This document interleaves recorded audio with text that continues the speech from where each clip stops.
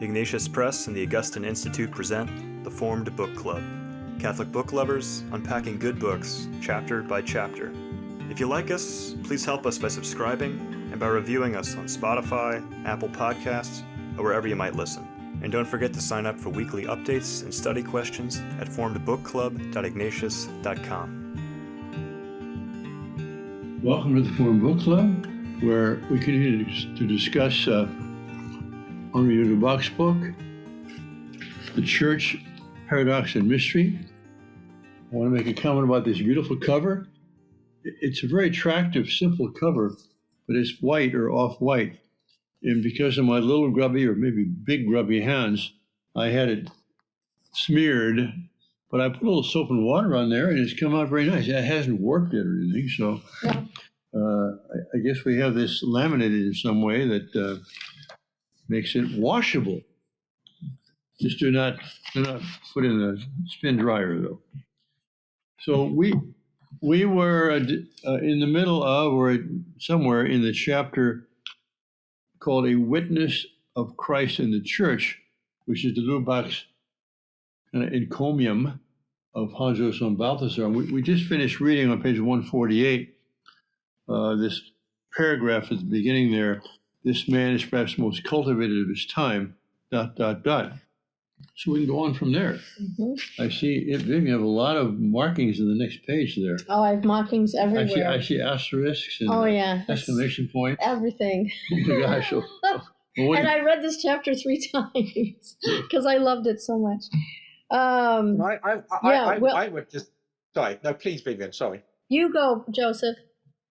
Well, I was just going to say that in a general sense that for me, it warmed the cockles of my heart to see such a leading theologian who's so widely read in literature. So, I mean, I'm not going to read it, but he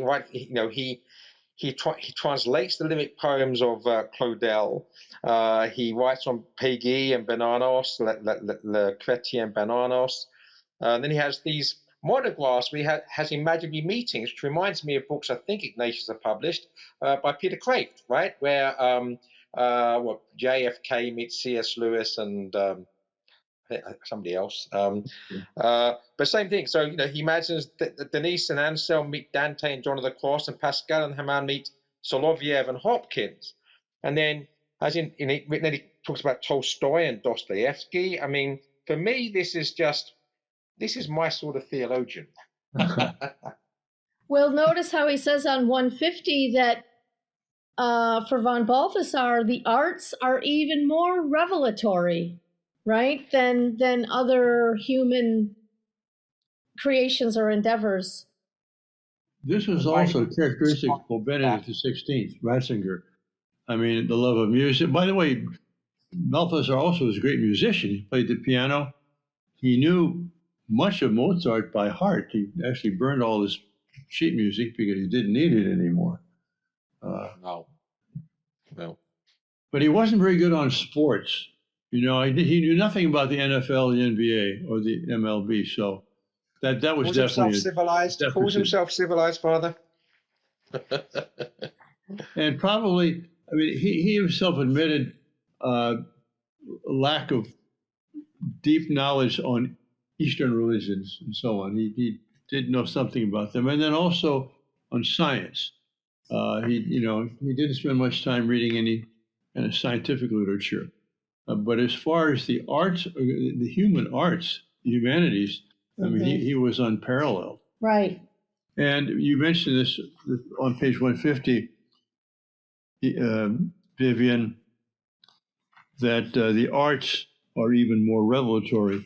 I mean, as I mentioned, I think last session, the whole midsection of his great trilogy on beauty and the goodness and the true, his whole section on the good has to do with the moral life as expressed in literature. And one of the centerpieces there is Shakespeare. And not just Shakespeare, but he goes through much of English and European literature. I think I also mentioned that his doctoral thesis, Die Apokalypse der deutschen Seele, the Apocalypse of the German Soul, 3 volumes, he goes through all of German literature, the beginning of the German language, to see how they treated the end times, eschatology, the last things. So Joseph, he was. I knew he'd written widely on Shakespeare, and Shakespeare wasn't even mentioned in these 2 pages. And also, am I correct that he wrote widely on Wagner as well? Am I correct in that? I think I read that somewhere. I don't recall that. His first article was on Mozart. His first article as a young man was on Mozart. I think I read some. I think we had an issue. I think we had an issue of the St. Austin Review on Wagner a few years back, and I think there was an article which largely concerned with what von Balthasar said about Wagner. Something which is more theological than literary, but it's along the same vein. Here on page 151 at the bottom, de Lubac mentions 4 lines, 5 lines up. The indispensable technicalities are there, whether in criticism, certain works on Origen of Vagrius or Maximus are exemplary, a kind of divination followed by the most rigorous verification. I saw that, or was told about that by de Lubac in a very personal way, that when Balthasar was at Fourvière, which is where I studied theology too many years later, most of the classes were taught in a rather wooden way. I mean, it was kind of the manual theology, thesis, and so on. And Balthasar was kind of bored by it all. And so de Lubac told me that in the back of the classroom, Balthasar would be reading Origen in Greek and marking out passages he thought were not from Origen, but from Evagrius Ponticus, a spiritual writer around the time of Origen. And so here this young theological student is reading Origen in Greek and saying, well, this doesn't have Origen to me. And then later on, scholarly studies showed that to be the case. So he says here, whether in criticism, works on Origen of Vagrius, a kind of divination followed up by the most rigorous verification. That's referring, among other things, to his back of the classroom musings, while he was in theology. Well, also this depth, this breadth, and everything, what von Balthasar brings it all to bear on the current condition of man, and probably perceives it better than anyone. And this section here on pages 150 and 151, where he sort of diagnoses, if you will, modern man's situation, beginning at the bottom of 150, having emerged from the cosmic development that nursed him, meaning man, no longer in any way capable of regarding himself as one object among many, no longer having any home but his own fragility, man, von Balthasar thinks, is more predestined than ever to become religious man, if he is to surmount the crisis of dereliction resulting from the new situation. And if anyone wants to see the crisis of dereliction, all they have to do is walk around downtown San Francisco or any of the big metropolises in this country to see where modern man ends up, without a home, without a God, without knowing who he is. And I think this was part of von Balthasar's genius, that with all this breadth and depth of learning and understanding, he could just put his finger right on the sort of crisis that modern man is in. And to see the answer being Jesus Christ, that the revelation of Jesus Christ itself to him more than ever as the necessary response to the interrogation that flows from his whole being, meaning man's interrogation. Anyway, that von Balthasar is not just a scholar, he's a man of deep faith. He's a man of deep understanding. And then on page 152, when he talks about the church, I mean, you're just not going to find anything more beautiful than von Balthasar writing, because de Lubac here is quoting him, the bottom of 152, in his death, Jesus' death, the whole church streams forth with the water and the blood, With all her truths, rites, and dogmas, she is nothing but an extension of the Lord's dying, breaking heart. Then for the thrust of the lance on Golgotha was only the sacramental lightness of another spear, which spiritually struck the word and caused it to flow out. It is the presentiment that every word of God poured out in this world is due to the lance. I mean, this is von Balthasar at his most poetic, lyrical, beautiful understanding of how God moves in the world he loves and how his love is broken forth in the world he loves in the past, but also now, and how it's needed now maybe more than ever before. Note, this is cited from his book, Origin, Spirit, and Fire, which is essentially a collection of the writings of Origen, an anthology, so to speak, organized in a thematic way, just like we discussed in on a previous book, what he did with Augustine's City of God. And so here he's learning from Origen and performing a service, because most of us, probably none of us, have the time or ability to go through the entire corpus of Western tradition like he did. But what he's done, he's taken some of the most important works and most important authors and anthologized them for us, or made abridgments of them for us, so that we can have at least some participation in what he himself experienced. Also, the first book, I think the first book he ever published, but certainly one of his most early books he did in early 1940s, was called Heart of the World. Mm-hmm. And it's a very, very poetic book. It is. And it was one of the first two books we published by Nations Press back in 1979, and we still have that in print. And it's still a beautiful, beautiful thing to read. It is a beautiful thing. It's almost a meditation on God's love of the world, heart of the world. Also, this quote is actually also from prayer. Yes. So it's two quotes stuck together. And his book on prayer is not just about prayer, as de Lubac points out later. It's really the whole Christian mystery.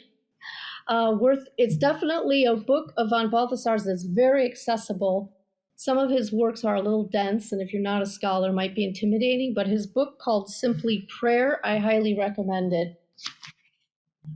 Yes, and I think we kept that title because that was from an original previous translation, but the German is actually Das betrachtende Gebet, contemplative prayer. So for him, prayer is synonymous with really vision regarding the beloved one, contemplation. We are back in the same section. This is an example of good and bad tradition. If there's a rupture, something intervenes between two levels of tradition or two sequences, we had to patch it up. So we had a technical difficulty as we began this broadcast. We're now back, and it's the same broadcast, but it's a day later. And we had just cut off Vivian from an important remark. Well, it's not my remark that's important, but Okay. de Lubac, in this chapter on Hans Urs von Balthasar, he mentions von Balthasar's view of tradition. And here's a quote here on 154 from Hans Urs von Balthasar. Where on that page? In the middle of the page, it's the lengthy right. citation. The doctrines of the Trinity, of the Incarnation, of the redemption, of the resurrection, of predestination and eschatology. So that's pretty much everything. Yeah. Bristle with problems that all too often we prefer to bypass. Such an attitude is inexcusable. The thought of previous generations, even if it has resulted in conciliar definitions, is never a pillow for future thought to rest on. Definitions are not so much an end as a beginning. And then a little bit farther, whatever is merely put in storage, handed down without any fresh efforts being made on one's own part, putrefies like the manna did. And the longer the living tradition has been broken through purely mechanical repetition, the more difficult it may become to renew it. I thought maybe Father Fessio could shed some light on what von Balthasar is referring to here.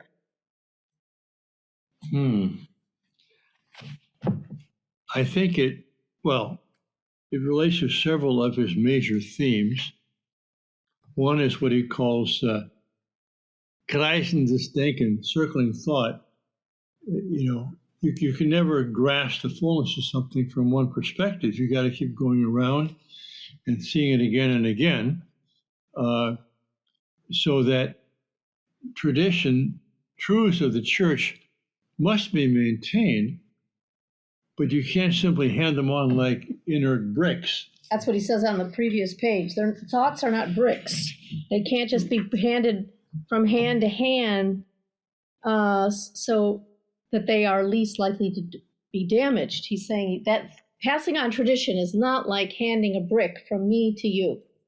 And so it's part of the process of the church's life that those who want to live a closer discipleship of Christ learn what's been taught in the past, learn what Jesus has said, how the church has interpreted it, and the magisterium has defined it, and so on, and then appropriates that, interiorizes that, and applies that to new circumstances, not just repeating it, although it must be repeated, but also making it one's own. Making it one's own. Because it says later on here, this is de Lubac talking now, Balthasar's audacity is not the audacity of an innovator. It proceeds from a faith whose daring grows in proportion to the strength of its roots. He's rooted in tradition, but he's willing, because of confidence in God, ultimately, it's only the people who have utter confidence in God who can probe these things to try to understand them and live them in their own life. And let me give a little visual analogy. As I've grown older, I've channeled my interior Italian winemaker of the past, and Ignatius Press has a vineyard at our retreat house, and I kind of take care of that on the weekends as my hobby.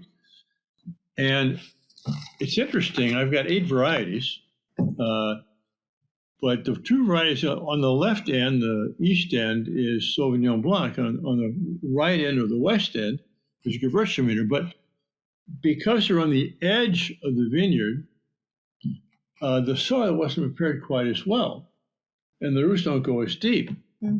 And so we have these vines that have deep roots producing tremendous fruit. The Sauvignon Blanc has been really pretty phenomenal these last 10 years, except for the fact that I've got beautiful vines that are producing marvelous clusters, and then as you go down the row, it declines until there's no clusters, little thin vines. What's the difference? No roots. And so the only way to produce grapes that are fulsome and luscious and make good wine is to have deep roots. If you don't have deep roots, there won't be any fruit. So that's my little analogy or image from growing grapes. And the point is that any manifestation in the present of a lively, vibrant theology, such as we see in von Balthasar and de Lubac, is only possible because of a continuum. In other words, the fruit's only possible because of the roots. And if there's any severance, the one from the other, then the fruits will not be, well, you won't have any fruits in any meaningful sense. Can I just go back? We're not making much progress. Before you step back, I want to say one thing on this particular topic, because I don't want anybody watching or listening to think that Balthasar, de Lubac, Ratzinger were anti-Thomist or anti-scholastic. As a matter of fact, Balthasar himself wrote a wonderful commentary on some of St. Thomas's writings. But one of the greatest accomplishments of St. Thomas Aquinas was to look back over the whole patristic tradition and gather it together, especially using Peter Lombard, who had done a preparatory work, and sift through it and try and reconcile things and organize it in a systematic way it's not as if Thomas was some kind of an aerialist, as they would say, a meteorite from heaven that was a brilliant man who just thought on his own. No, Thomas was deeply rooted in tradition. And while on the one hand, much of what Thomas says has entered into the patrimony of the church, for sure, his method, his love of tradition, his respect for those who went before him is a model for everybody until the end of time. So go ahead, Joseph. No, I just wanted to go back a little bit. It was really the preamble to the discussion of tradition we just had. So it's the beginning of that paragraph on page 153, just this one sentence, which I just wanted to comment on. That's from Balthasar's reviews of all biased modernity, in inverted commas, is by no means a refuge from present problems or the responsibilities they impose. So there's a couple of things here. I like the fact that modernity is put in quotes, because modernity here is basically what it really means: the zeitgeist, the spirit of the age. And of course, the spirit of the age is going to be biased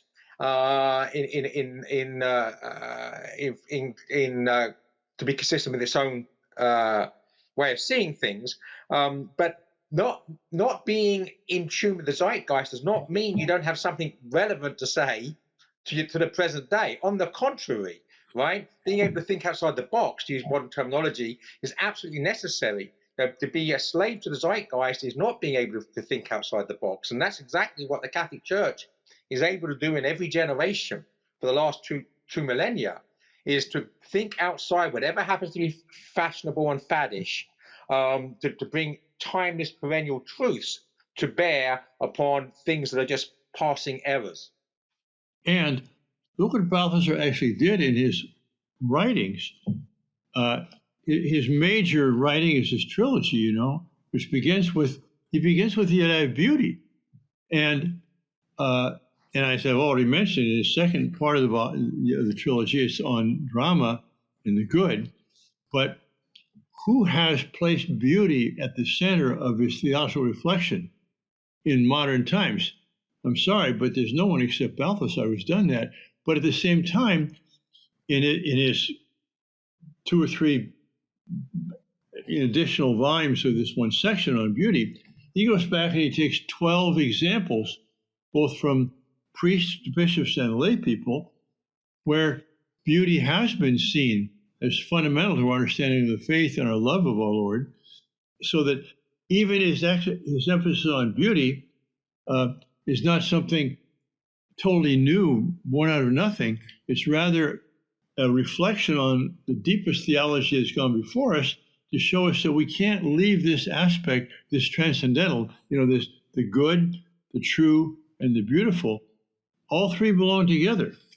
And so he did something new in the way he treated it, but at the same time, rooted in tradition. The good steward brings forth things new and old.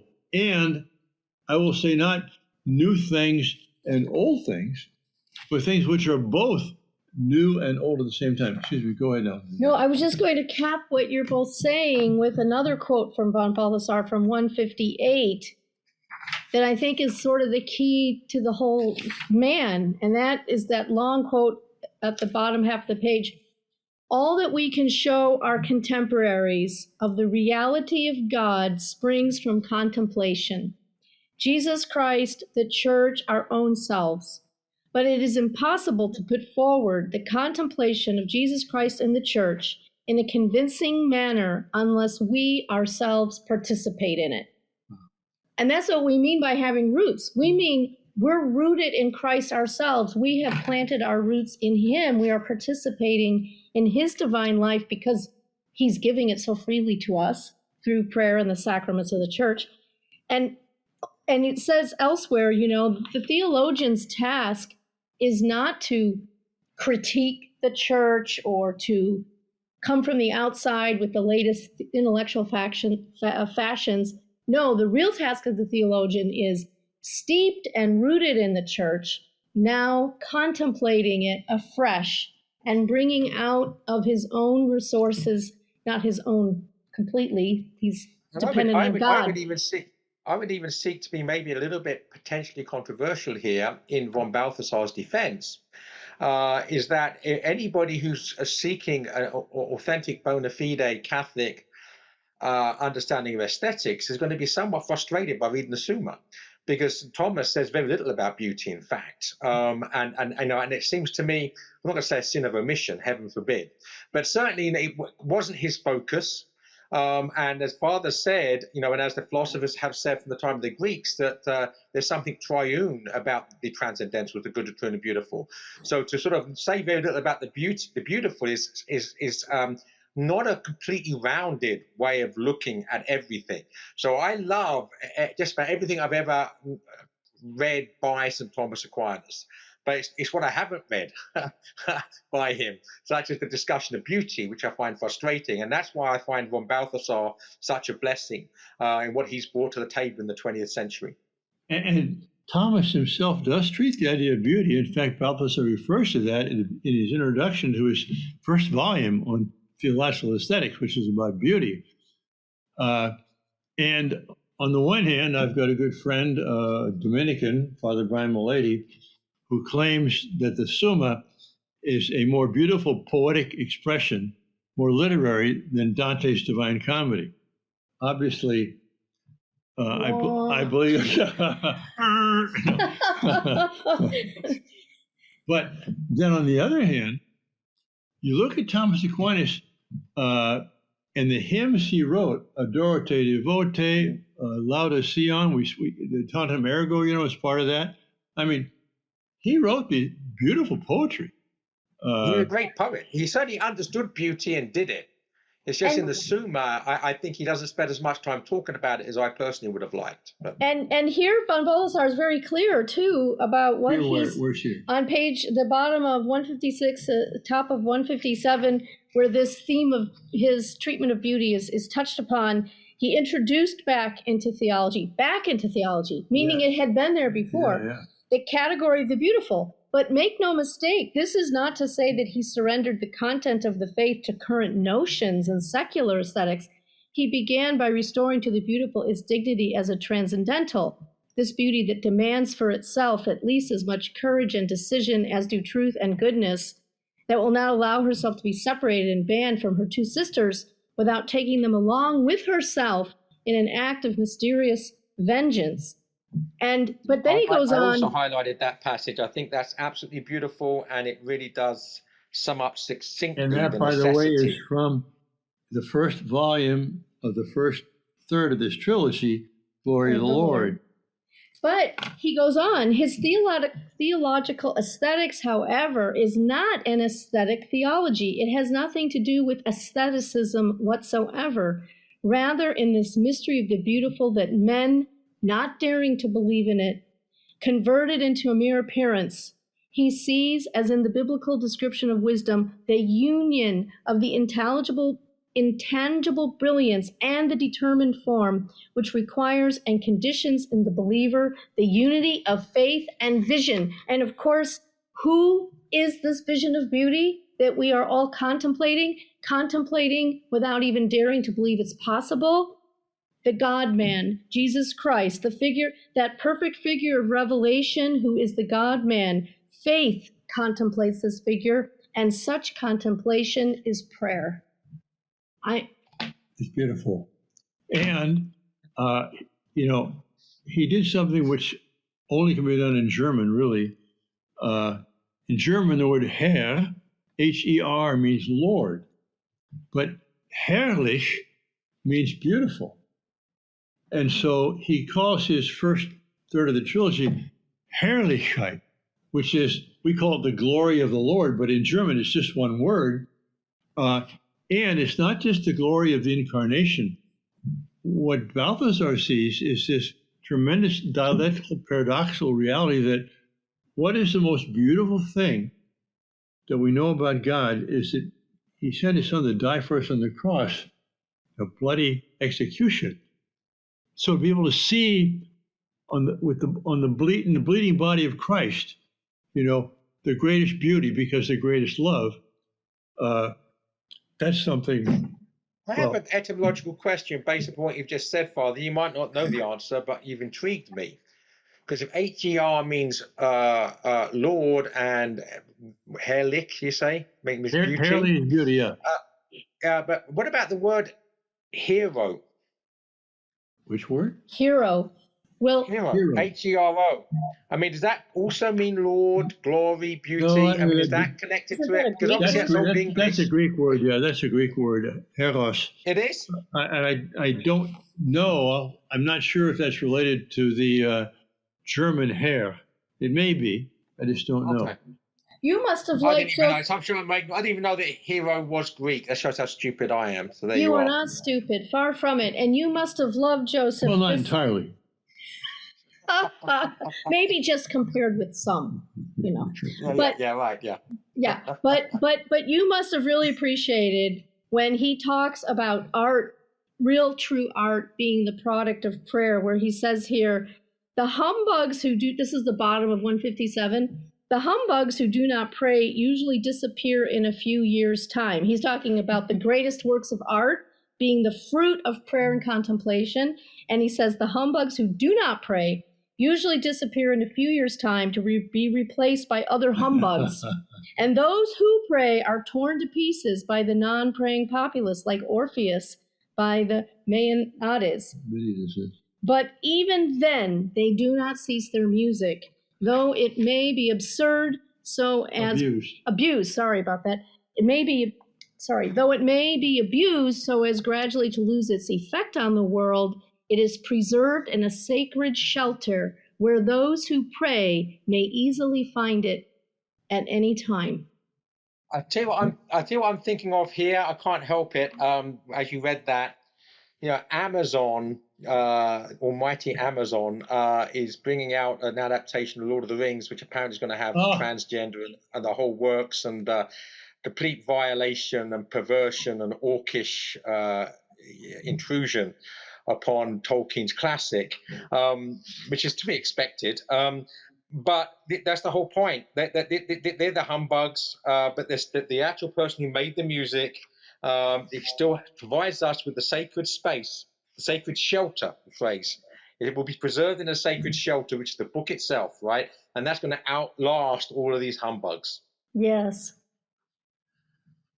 Amen. I think we've reached our time limit now. So we'll begin again where? On page 159? Because we've already read the long quote at the bottom of page 158 earlier. So okay, so 159, we'll start there. 159 to reconvene, yeah. Okay, and then just in case we ever finish discussing this book, but there's so much richness in here that is worth it. But our next book for discussion will be called, it's called Faith and Reason, but it's not a book about the philosophical reflection on faith and reason. The subtitle is Philosophers Explain Their Turn to Catholicism. This is a story about philosophers who have become Catholics. And there are some very important names there: Edward Feser, J. Budiseski, Peter Kraft, and others. So we'll probably, to get ready for whenever we get to this, I would say read the introduction up the page and chapters 1 and 2, and we'll be ready for this book. Good. Any parting words? Probably not. All right. Thanks, everybody. See you next session. God bless you. If you enjoyed this discussion, please help spread the word about the Forum Book Club by subscribing to the podcast and writing a review. You can sign up for weekly updates at forumbookclub.ignatius.com.